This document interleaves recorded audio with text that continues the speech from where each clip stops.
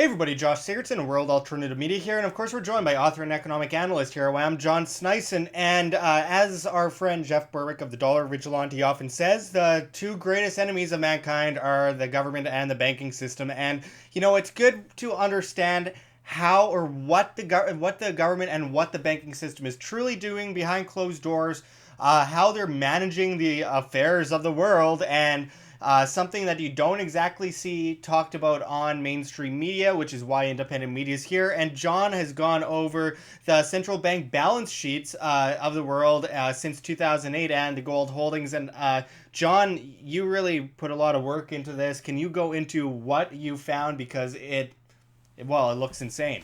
Well, the numbers actually staggered me as well. I was kind of scared when I saw the numbers when I actually added all them up. And what is interesting, so I did 80 of the banks, 80 of the central banks in the world. That includes the ECB. And what I found is that it's something very scary. And the number that I actually found that the central banks, in 2008, they had around 22.979 trillion dollars on their balance sheets. Now that is a staggering number in itself. That was in 2008. But what have happened since then, of course, what the balance sheet increases mostly have been has been. I'm just going to give you some examples from around the world. The ECB is buying, their own debt, the European debt, all kinds of debt in Europe. The Greek, everybody's debt in Europe to prop it up. Because nobody really wants to buy that debt and invest in someone that are bankrupt. So that is a major one. Then you have, of course, in the States, you have the Fed buying their own debt, but they're also been buying a whole bunch of mortgage-backed securities debt. Which we recently reported on, which is just insane, by the way. Oh, it's totally crazy. It's basically, what is happening when they buy that debt, it's basically, it's a bailout of the bank itself. That's what it is. They're bailing out the bank. So that is another example. Now we're going to go to Switzerland, to the Swiss National Bank, which are buying U.S. stocks. So that's why you see the U.S. stock market is getting propped up, is because of massive buying by the Swiss National Bank is buying a whole bunch of U.S. stocks as assets. And now, when did the central bank become, an investor in stocks? That's quite insane to me.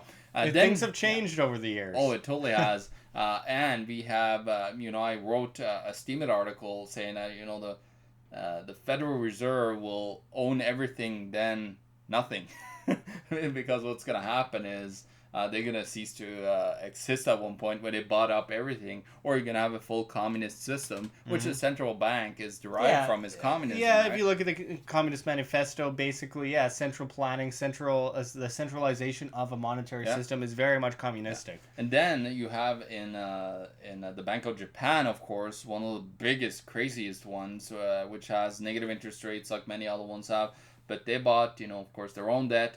But then they went in and bought, they own about, I think, 50% of all the ETFs that are in Japan. Like, it's becoming pretty insane, like how they just use all their massive amounts of money, just print it, and then they just buy up assets all around the world. It's gone to a crazy level now. The 22 trillion, as I said, that they had in 2008, that is a staggering number. Well, the world GDP is the 2016 number was $75.278 trillion. Now, the increase in the balance sheets since that time, the new number is not 22 trillion anymore. It's $73.514 trillion. Central banks, just the 80 central banks around the world. There's probably a couple other ones too that they don't have official numbers for, that adds up. So probably we're pretty much equal to the world's GDP, everything that is produced in the world, and that is owned in size and scope by central banks. So it's gotten to a crazy, insane amount level. And when you look at the average increase, to give you the percentage number of what that is, it was for the 80 banks, it was 307.44% increase since 2008. And has, of course, just been a massive bailout worldwide of the financial systems of the mortgages, in different countries and so on, and the stock market's propping them up. That's what this is all about. This increase that they had in the balance sheets. That's a lot of it is just new, money into the system to prop it up. And what's crazy is the number that it was 73.514 trillion. That's 97.66% of the total world GDP. So it's basically equal to the world's production in the private sector, which is quite scary, Josh. It's getting to a point where it's so unsustainable, the central banking system that we currently have. While guys like James Rickard says that, yeah, it's completely unsustainable, but who's going to bail out the next time everything goes to waste? Which it will at one point. Well, it's the International Monetary Fund that they plan to, print SDRs and then bail out the central banks. Yeah, they're in desperation mode right now with the fall of the U.S. dollar as a world reserve currency, as other countries swap out of it. Over the past several years, they've been doing that, and at the IMF, they've been pushing so hard to come in as a superhero in the central banking system worldwide with special drawing rights and a cashless system based very likely in China, though of course India seems to be competing for that ability too, but really based on the Chinese system and this huge power shift as the IMF talks about moving to Beijing. Yeah, and I tried to look and see if it had, like, all this had this massive increase had anything to do with gold at all. It doesn't at all. I looked at the average, it's an actual average outflow since 2008 of gold from central banks.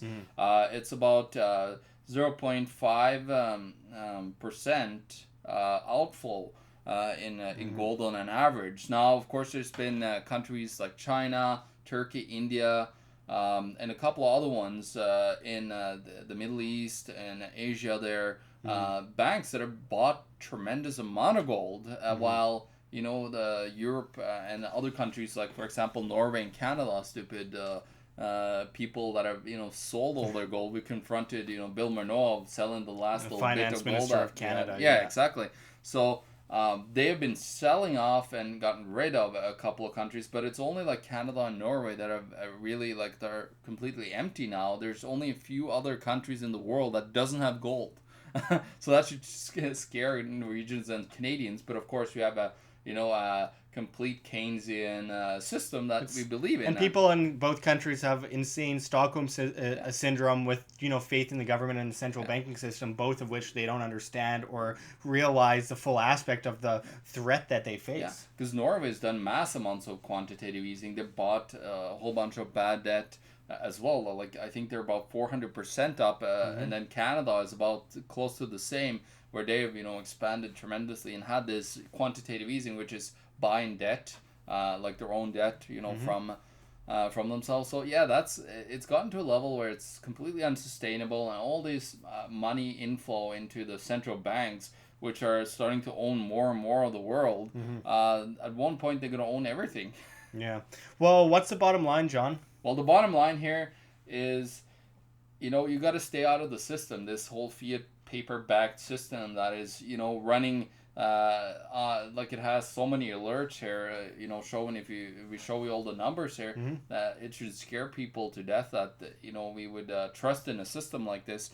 Meanwhile, people just see prices going up and they'd be like, oh, prices are going up, but they have no clue why it's happening. But here it's why it's happening. These are the numbers that are these staggering numbers that are showing you how unsustainable this fiat system is. So what you need to do is you need to protect yourself against it. And we got to look at Puerto Rico recently, what's happened there, where banks shut down during the whole, like, they had two hurricanes hitting them right after each other almost.